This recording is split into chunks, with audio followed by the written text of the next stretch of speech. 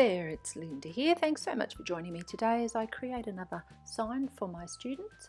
I'm working with a prep group at the moment and I heard that they love mermaids and dinosaurs, so I couldn't resist getting the MFT, the new set Mermaid for each other, and that's what I'm using on my sign today. So I've been inspired by Laura on the MFT design team. She made a clean and simple card with one of the mermaids in the centre and a circular wreath pattern of all the little images around the outside.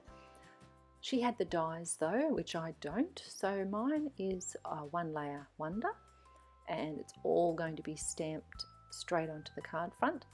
Unlike Laura's, she die cut all these little images that are going around the outside, but mine are going to be stamped straight down, and I'll do a bit of Copic shading to try and give them a little bit more dimension.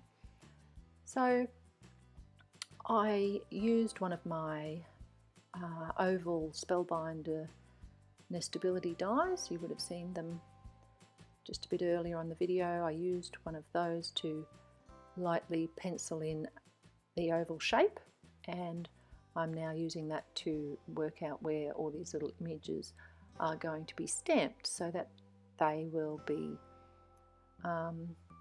fairly uniform in an oval shape around the mermaid. So trying to space them fairly evenly and not clutter things up too much. I do have good use for my ink eraser today. I was trying to use 2 stamps on the one acrylic block, and that is not a good idea for me because I always end up getting the ink from the other stamp that I've just used that's at the other end of the block. I always end up getting that on my card. So my ink eraser has been given a good workout and I do love the thing. It works fabulously. So anyway, back to the card. Tapping my fingers there, thinking. That's when you'll know I'm deep in thought, when you see the little fingers tapping. So working out where everything's going to go. There's lots of little sweet images. These are all in the MFT set and they're great for just building up the picture that you've got in mind for your beautiful little mermaid scene. And in this case, they're going to be a type of wreath around my mermaid. So stamping the last couple just to fill in the last little bit of space that's left there, and then it's some Copic colouring and quite a bit of it. I do try to limit the colours so that it's not too crazy, and I pretty much use my favourite colours, lots of the BGs, pinks and RVs, which I love, so it turned out to be a card with lots of my favourite colours on it. So I will list the Copic colours up above, as you can see, colouring her skin first and using E35 just to get a little bit of depth and shadow in those darker areas, and then I can blend that out with the E33 and then blend that out with the E31. So it does give me quite a nice tan colour for this little mermaid today. She's obviously enjoyed a bit of sun. She's got a beautiful complexion. It's so much fun colouring these images. I just know that the girls will love them. The little unicorn signs I made have been very popular, and the girls, yes, they're just going to love the little mermaids too. It's so nice to see their little faces light up when I show them something new that I've created, so it really does make me happy to do it.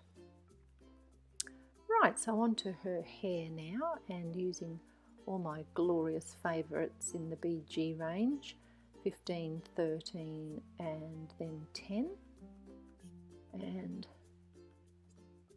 trying to work out here if I colour all of that hair or just go over the sort of strands that are flicking out. Wasn't too sure exactly which way to go, but ended up sort of just outlining each of the strands with BG10, and then I do come back and outline them for a little bit more definition with the BG13, because the 10 just wasn't giving me enough colour. But I do love these colours, and they are beautiful for mermaids because they're such gorgeous aqua watery colours that do work well. So there's nothing too difficult about this card or sign, whichever way you want to look at it today. Very basic, just pick your favourite colours and go to town. And I matted it on 3 different coloured cardstocks and added some glossy accents, and apart from that it was just the stamping and the colouring and adding a little sentiment from a different set, and nothing too difficult. I might add for sure anyone would be able to recreate this. Great for mailing too because there's not a lot of thickness, so it's always good to have some cards like that in your stash. And it does look quite dimensional because I added some shading with one of the W markers at the end. So just going through now and colouring in her mermaid tail, choosing 3 colours, again my favourites, in the R range, more pinky than red, which I love, and I sort of matched them up with her beautiful little heart-shaped sunglasses. Now that I'm thinking about it, I really should add some sparkle to the mermaid tail, so I might go back in and add some Spectrum Noir Clear Shimmer pen to the tail once I get this voiceover finished, so I think that's exactly what it needs.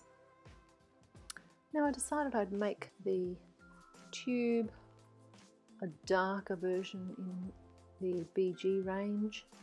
So, as I said, listing the colours up above, and once I've coloured it with the BG 09, 07 and 05, then I come back with my colourless blender pen and I add some polka dots to my tube. So I always love the look of polka dots. You can't go past a good polka dotted tube if you ask me, so it looks really cute and just adds a little bit of interest because of the pattern that the polka dots give. So of course the colourless blender just takes away the colour, so here I am here. I do go over each little area twice, so this is the first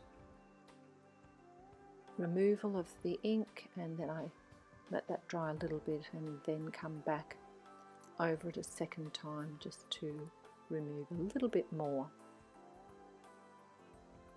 And then it's a matter of colouring all the little pieces around the wreath, and I used a lot of the colours in the same ranges that I've already used, the R's, the BG's.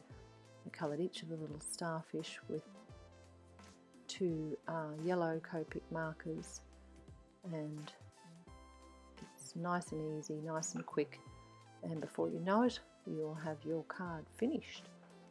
So I'll leave you to watch the rest of the colouring and I'll be back with more soon.